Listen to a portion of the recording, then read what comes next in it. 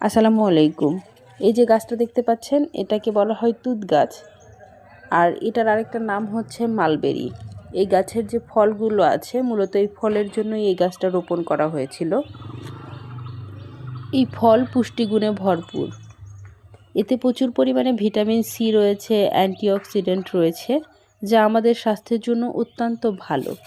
এটি হৃদরোগের ঝুঁকি কমায়, রক্তে শর্করার মাত্রা নিয়ন্ত্রণ, হজম শক্তি বৃদ্ধি করে, কোষ্ঠকাঠিন্য দূর করতে সাহায্য করে।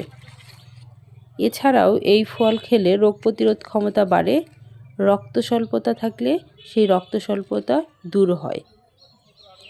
এটা ত্বক ও চুলের জন্যও অত্যন্ত ভালো। ছোট অবস্থায় এটা সবুজ রঙের থাকে।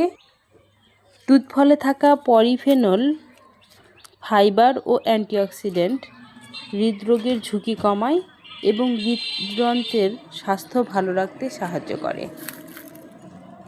এই ফলে প্রচুর পরিমাণে আয়রন থাকে, যা শরীরে হিমোগ্লোবিনের মাত্রা বাড়িয়ে রক্তশূন্যতা দূর করতে সাহায্য করে।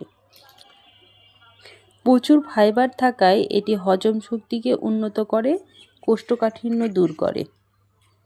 আপনারা চাইলে মালবেরির গাছ বাড়িতে রোপণ করতে পারেন, খুব অল্প জায়গায় একটি গাছ হয়ে যায়। আমার চ্যানেলে নতুন হয়ে থাকলে আমার চ্যানেলটি সাবস্ক্রাইব করুন। Thanks for watching.